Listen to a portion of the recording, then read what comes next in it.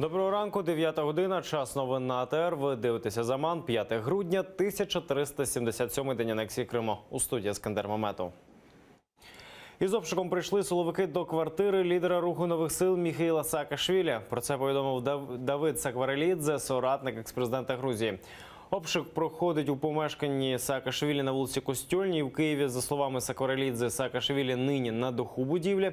Силовики в його квартирі, люди в масках із шевронами СБУ, ніяких пояснень щодо причини свого візита не надали ані адвокатам, ані народним депутатам. У квартиру Саакашвілі захисника та нардепа також не допустили. Ми слідкуватимемо за подіями та повідомлятимемо про все у наступних випусках «Заман». Просто від вас прохання, давайте зберігати спокій і ставитися з увагою до тих співробітників, які зараз є при виконанні. Чекаємо представника вашого з посвідченням і з ухвалою суду. Покажіть посвідчення, вам депутат народний показав, а ви не можете показати. Хто ви такі? Держдеп США заступився за українське НАБУ. Конфлікт між антикорупційним бюро та Генеральною прокуратурою там бачать доказом того, що Україна не хоче боротися із корупцією. Більше того, намагається знищити навіть зачатки цього процесу. Таке заявила прес-секретар відомства Хізер Ноерт. Нападки на незалежне розслідування НАБУ через можливу корупцію в Державній міграційній службі, арешт агентів та вилучення чутливих для слідства документів підривають довіру українського народу на міжнародну підтримку, заявила речниця. Держдеп занепокоєний такими діями і сумнівається у щирості бажання Києва здолати корупцію в Україні. Раніше посол України у США Валерій Чалий сподівався, що Генеральна прокуратура та антикорупційне бюро помиряться у Вашингтоні. Очільники цих відомств мали прибути до США на форум із повернення активів, присвячений 4 країнам, у тому числі і Україні. Генеральний прокурор Юрій Луценко захід проігнорував. Ці дії видаються частиною зусиль зі зриву незалежних антикорупційних інститутів, котрі підтримані США та іншими країнами. Відео не доказ. Новий адвокат Віктора Януковича Ігор Ляшенко сумнівається, що на записах, доданих до кримінальної справи щодо держзради колишнього президента-утікача, саме Путін розповідає про те, як йому дзвонив Віктор Янукович. Крім того, в суді переглянули відеозапис російського пропагандистського фільму «Крим. Путь на родину». Тепер адвокат вирішуватиме, чи вимагати експертизи відеодоказів. Зі своїм клієнтом новий адвокат ще не зустрічався і навіть не зв'язувався. Наступне засідання у справі призначили на 6 грудня. Ознайомившись з матеріалом кримінального провадження, як не дивно, як можливо і ви маєте розуміння і зрозуміли вже, що доказів сторони обвинувачення належних та допустимих не здобуто. Вони надають документи з мережі інтернет, не підтверджуючи ні діючих осіб, які приймали участь на відеороликах, ні підтверджуючи ні жодні експертні дослідження, не проводячи, встановлюючи, ідентифікуючи голос цих осіб. Під домашнім арештом чекатиме суду Анатолій Виногородський, екс-командир батальйону «Донбас». Таке рішення ввечері ухвалив Маріупольський апеляційний суд. Анатолія Виногородського затримали 26 листопада разом із ще одним оунівцем Леонідом Литвиненком за підозрою у розбійному нападі на охоронця сільгосппідприємства. Обоє були активними учасниками нещодавніх пікетів під Верховною Радою. Комбат був під вартою. Тепер, згідно рішення суду, Виногородський має не полишати Маріуполя, де прописаний. Також Виногородського зобов'язали носити електронний браслет та утриматися від будь-яких контактів із потерпілими та свідками цієї справи. Світлодарська дуга знову палає. Поблизу села Луганського російські найманці спочатку гатили із важкого калібру, потім силами диверсійних груп нав'язали бій. Сутичка тривала близько 5 годин, поніс втрати ворог, але не обійшлося й без них і на українських позиціях. Офіційно зі звернень штабу АТО 3 бійців поранено. Однак у соціальних мережах самі бійці пишуть про загиблого 51-річного Віктора Штанга. Він мав позивний «Казах», був найстарішим воїном добровольчого українського корпусу. На іншому напрямку біля Вербівки ворог застосував гаубиці 152-го калібру. Кіборги вийшли у люди. Фільм за реальними подіями баталій у Донецькому аеропорту у прокат вийде 7 грудня. Вже вчора його оцінила преса. Більшість фільму знімала на аеродромі у Чернігівщині. Професійних акторів консультували справжні герої. Не справді цілком собі люди, але такі, чия хоробрість і впертість в обороні литовища створила в уяві ворога фантазії про страшних та невмирущих кіборгів. Декорації збудували настільки реалістичні, що воїни ніби знову повернулися у покручені конструкції свого бастіону у Донецьку. Режисер фільму Ахтем Сітаблаєв через долю одного із героїв з позивним «Мажор» показує відчуття майже кожного українця. Людини зі звичайного життя, не бідного і нелегковажного, перед якою раптово постала війна.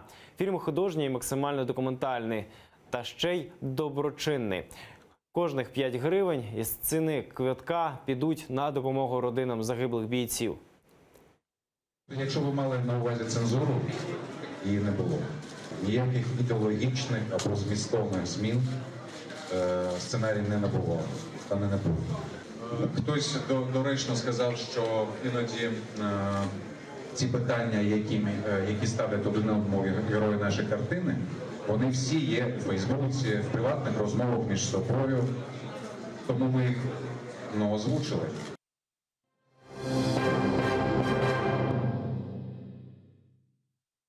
Апеляцію на арешт Асана Чапухи і Кязіма Аметова сьогодні слухатимуть у Верховному окупаційному суді Криму. Слухання мають розпочатися о 14-й за кримським часом. Адвокати мають намір оскаржити арешт, який 24 листопада обрав в якості запобіжного заходу для затриманих так званий Київський райсуд Сімферополя. Згідно ухвали, чоловіки мають до 15 січня лишатися під вартою. Кязіма Аметова, Асана Чапуха, Руслана Трубача та Бекіра Дегерменджі затримали 23 листопада у центрі Сімферополя. Чоловіків підозрюють у буцімто вимаганні великої суми грошей у громадянина Туреччини. Саме після тієї так званої спецоперації у кареті швидкої померла ветеран Кримсько-татарського національного руху, 83-річна Веджія Кашка.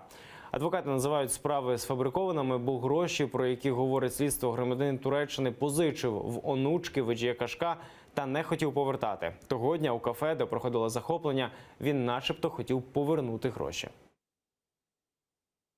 Так званий Київський районний суд Сімферополя обиратиме запобіжний захід Ернесту Аметову та Марлену Сулейману Асанову.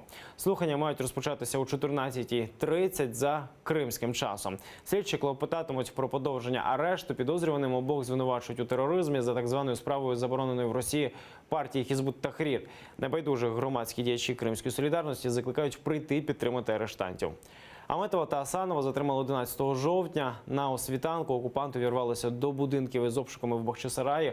Усього того ранку затримали 6 кримських татар. Усіх звинувачують у тероризмі. Наступного дня, 12 жовтня, Тимура Ібрагімова, Марлена Сулеймана Асанова, Мемета Болялова, Сейрана Салієва, Сервера Зікір'яєва і Ернеса Аметова на час слідства заарештували.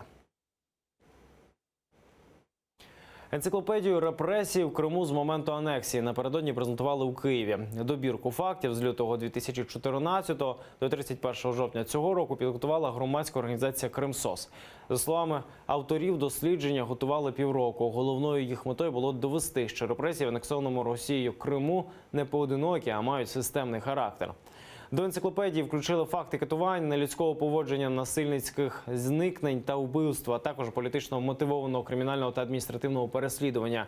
Як зазначив на презентації національний лідер кримських татар Мустафа Джемілєв, збірка висвітлює далеко не всі випадки репресії, а лише ті, які набули розголосу. Адже багато хто з кримчан, що постраждали від дій окупантів, залякані і бояться повідомляти про такі факти.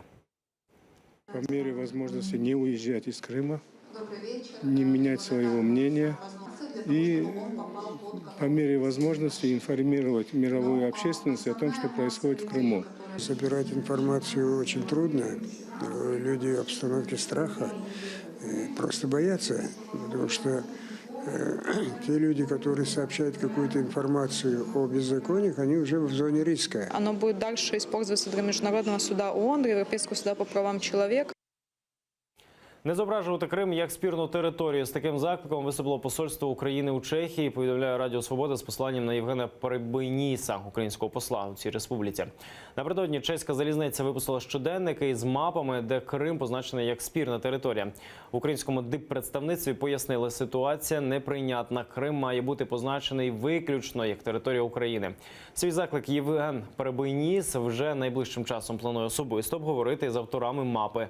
аби у подальшому уникнути таких ситуацій.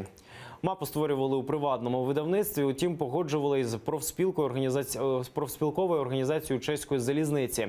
Окрім ситуації зі спірним Кримом, вона має і ще чимало помилок. Зокрема, творці позначили терористичне угрупування ІДІЛ окремої держави, а також приписали Росії територію невизнаної Південної Осетії.